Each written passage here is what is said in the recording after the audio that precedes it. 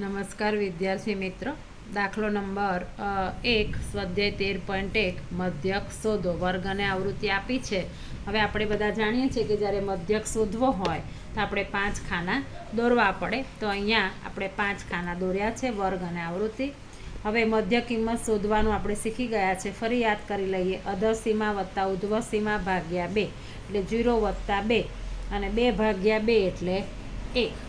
એવી રીતે 2 વત્તા 4 એટલે 6 અને 6 ભાગ્યા 2 એટલે 3. હવે આપણને ખ્યાલ આવે કે 1માં 2 ઉમેરો તો 3 થાય, તો 3માં 2 ઉમેરો તો 5, 5માં 2 ઉમેરો તો 7, 7માં 2 ઉમેરો તો 9, 9માં 2 ઉમેરો તો 11 અને 11માં 2 ઉમેરો તો 13. એટલે આપણને મધ્ય કિંમત મળી જશે. હવે આવૃત્તિઓનો સરવાળો, જેને આપણે સિગ્મા એફઆઈ કહીશું, તો અહીંયા 2 ને 1 3 ને 1 4 5 ને 4 9 ને 6 15 ને 2 17 ને 3 20. એટલે આપણને સિગ્મા એફઆઈ મળશે 20. હવે આપણે નક્કી કરવાનું છે એ. તો 1 2 3 4 5 6 ને 7 7 છે, તો અહીંયા આપણે જે વચ્ચે આવતી સંખ્યા હોય એને આપણે એ લઈશું. અહીંયા જ્યાં એ ધાર્યો છે એટલે ત્યાં યુઆઈ થશે 0. આ -1 -2 -3 1 2 અને 3.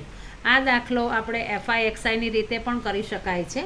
હવે આ બીજા અને ચોથા ખાનાનો ગુણાકાર કરીએ તો 3 એકુ 3, 2 દુ 4, 1 એકુ 1, 5 ને 0 જોડે ગુણો તો 0, 6 એકુ 6, 2 દુ 4 અને 3 તારી 9. ઉપરની સંખ્યાનો સરવાળો અને નીચેની સંખ્યાનો સરવાળો 4 ને 3 7 ને 1 8. અહીંયા 6 ને 4 10 ને 9 19. તો અહીંયા સિગ્મા એફઆઈ ઇન્ટુ યુઆઈ હંમેશા આ બેની બાદબાકી થાય નિશાની મોટી સંખ્યાની. 19 ઓછા 8 એટલે એફઆઈ યુઆઈ મળશે આપણને 11. હવે જે કંઈ કિંમતો આપણે શોધી છે એને લખી દઈએ. સિગ્મા એફઆઈ 20, એ બરાબર 7, એફઆઈ યુઆઈ છે 11 અને વર્ગ લંબાઈ એચ. તો કે ઉધ્વ સીમા ઓછા અધર સીમા, બેમાંથી 0 જાય એટલે 2. આપણી પાસે મધ્યકનું સૂત્ર છે એક્સ બાર બરાબર એ પ્લસ સિગ્મા એફઆઈ યુઆઈ છેદમાં સિગ્મા એફઆઈ ગુણ્યા એચ. એની કિંમત છે 7, સિગ્મા એફઆઈ યુઆઈ છે 11, આ છે 20 અને આ છે વર્ગ લંબાઈ છે 2.